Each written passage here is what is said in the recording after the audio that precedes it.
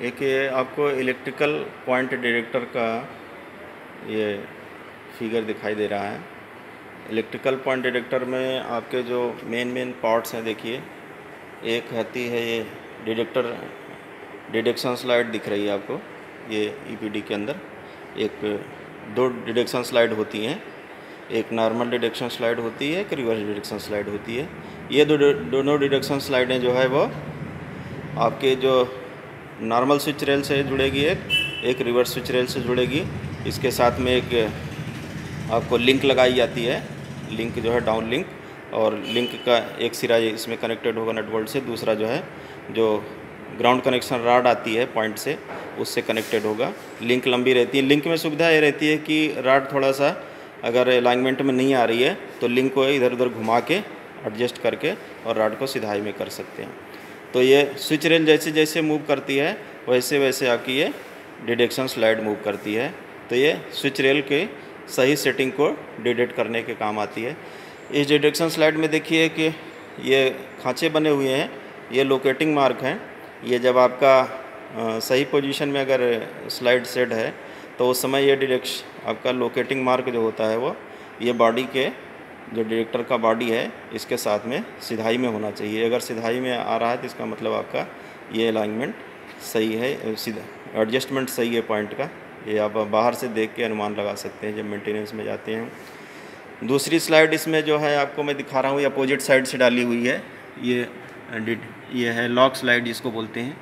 Lock slide जो है ये जो फेसिंग पॉइंट लॉक होता है आपका मैकेनिकल पॉइंट में, उससे जाके रॉड के द्वारा ग्राउंड कनेक्शन से जुड़ती है। तो जैसे ही हम फेसिंग पॉइंट लॉक को चलाते हैं तो ये इन आउट मूवमेंट करती है।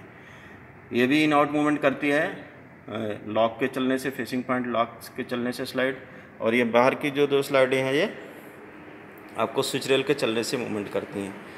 दोनों स्लाइडों का मूवमेंट जो है और लॉक की स्लाइड का मूवमेंट ये अपोजिट होने, दोनों स्लाइड जो है अगर ट्रैक की दिशा में चल रही हैं तो लॉक भरने से वो अपोजिट दिशा में चलनी चाहिए। दोनों का इसलिए अपोजिट दिशा से चला गया है कि इसमें एक संभावना रहती है कि अगर दोनों स्लाइडें आपस में चिपक जाती हैं या जामिंग आ जाती है तो बिना लॉक भरे भी केवल स्विच आपकी चल रही है तो स्विच के स्लाइड में डिटेक्शन स्लाइड भी खिसक के चली जाती है, और वो आपको एक संभावना रहती है कि बिना लॉक हुए भी आपको ये डिटेक्शन कॉन्टैक्ट बन जाएंगे और इंडिकेशन आ जाएगा।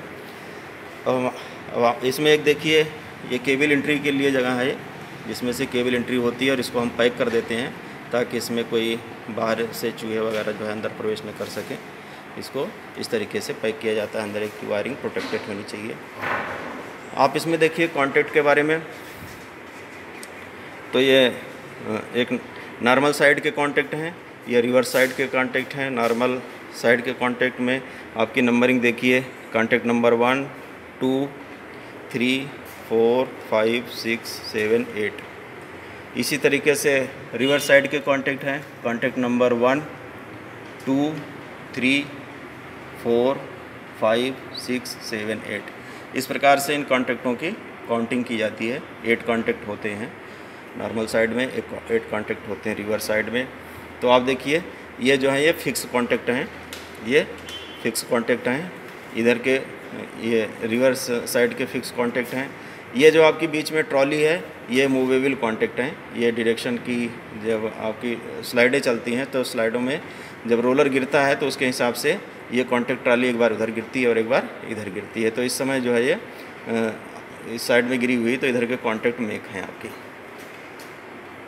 इसमें जो कॉन्टैक्ट हैं देखिए, कॉन्टैक्ट नंबर 1 और कॉन्टैक्ट नंबर 8 जो है ये 2 लॉन्ग कॉन्टैक्ट हैं, बड़े कॉन्टैक्ट हैं जो, और इधर भी कॉन्टैक्ट नंबर 1 और कॉन्टैक्ट नंबर 8 ये लॉन्ग कॉन्टैक्ट है।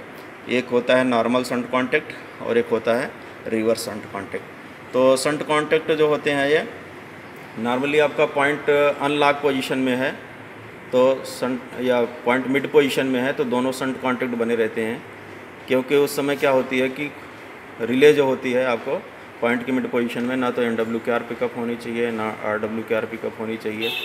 तो NWKR RWKR के लिए क्रॉस प्रोटेक्शन का काम करते हैं।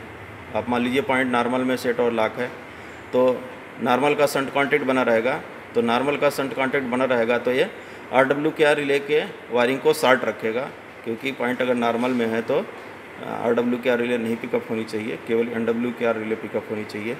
इसी प्रकार से ये दूसरे शंट कॉन्टैक्ट जो हैं ये दूसरी रिले को शॉर्ट रखेंगे। अगर पॉइंट रिवर्स में है तो RSH कॉन्टैक्ट बनेगा और RSH कॉन्टैक्ट जो है NWKR रिले को शॉर्ट रखेगा वायरिंग पोज के, ताकि